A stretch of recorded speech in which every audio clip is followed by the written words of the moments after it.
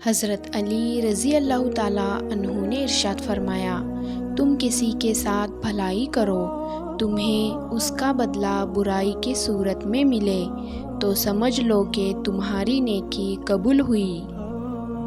کبھی کسی کے سامنے اپنی صفائی پیش نہ کرو، کیونکہ جسے تم پر یقین ہے اسے ضرورت نہیں، اور جسے تم پر یقین نہیں وہ مانے گا نہیں۔ قیامت کی نشانی میں ایک نشانی یہ بھی ہے کہ جھوٹے لوگوں کی عزت ہوگی اور سچے لوگ ذلیل ہو رہے ہوں گے۔ جب تم نماز نہیں پڑھتے تو یہ مت سوچو کہ وقت نہیں ملا، بلکہ یہ سوچو کہ تم سے ایسی کون سی خطا ہوئی کہ اللہ نے تمہیں اپنے سامنے کھڑا کرنا بھی پسند نہیں کیا۔ آج کا انسان اپنے دکھ سے نہیں دوسروں کے سکھ سے دکھی ہوتا ہے۔ ماں باپ کے ساتھ تمہارا سلوک ایسی کہانی ہے جو لکھتے تم ہو، لیکن تمہاری اولاد تمہیں پڑھ کر سناتی ہے۔ سورہ یاسین تمام خواہشوں کو پورا کرتی ہے۔ سورہ رحمان چہرے پر نور لاتی ہے۔ سورہ واقعہ رزق میں کشادگی لاتی ہے۔ نماز کا رہ جانا دنیا کے ہر نقصان سے بڑا نقصان ہے۔ پیسہ آ جانا یا مشہور ہو جانا کامیابی نہیں ہوتی، 5 وقت کی نماز پڑھنا اور اپنے رب کے قریب ہو جانا کامیابی ہے۔ دوسروں کی مدد کیا کرو، اللہ تمہاری مدد کرے گا۔ دوسروں کو سکون دینے والا کبھی بے سکون نہیں رہتا۔ خالق کی دوستی نصیب ہو جائے تو مخلوق کی دشمنی اثر انداز نہیں ہوتی۔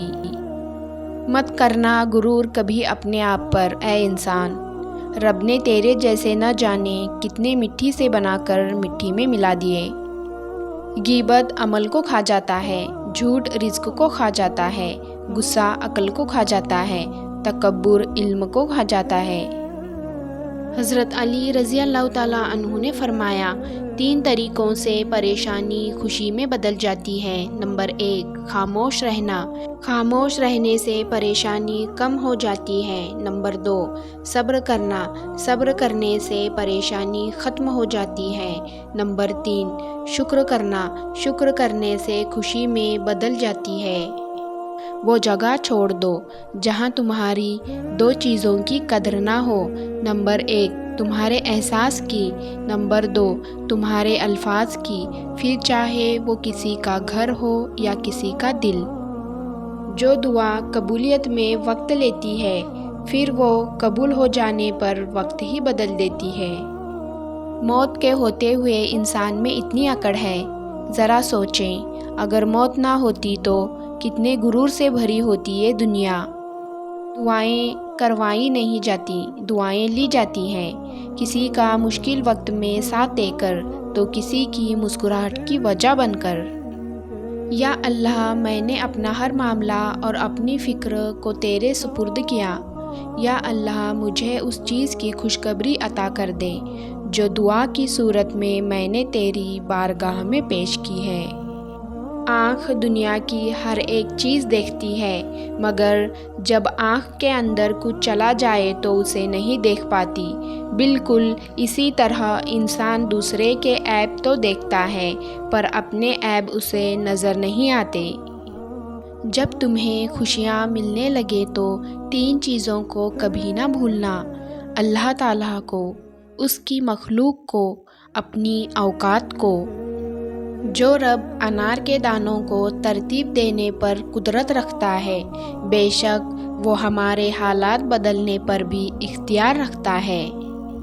ہم سے حسد کرنے والے بھی کمال کرتے ہیں، محفلیں اپنی سجاتے ہیں، تذکرہ ہمارا کرتے ہیں۔ ہمیشہ جوڑنے کی کوشش کیجیے، توڑنے کی نہیں۔ دنیا میں سوئی بن کر رہیے، کینچی بن کر نہیں، کیونکہ سوئی 2 کو 1 کر دیتی ہے اور کینچی 1 کو 2 کر دیتی ہے۔ دکھ درد تکلیف اگر اللہ کی ناراضگی ہوتی تو یہ نبیوں کو نہ ملتی۔ یہ نعمت ہے جو اللہ کا راستہ دکھاتی ہے۔ دنیا کو راضی کرنے کی کوشش میں نہ لگو، دنیا نہ کسی سے خوش ہوئی ہے نہ ہوگی۔ راضی کرنا ہے تو رب کو کرو، جو ایک آنسو اور ایک سجدے سے مان جاتا ہے۔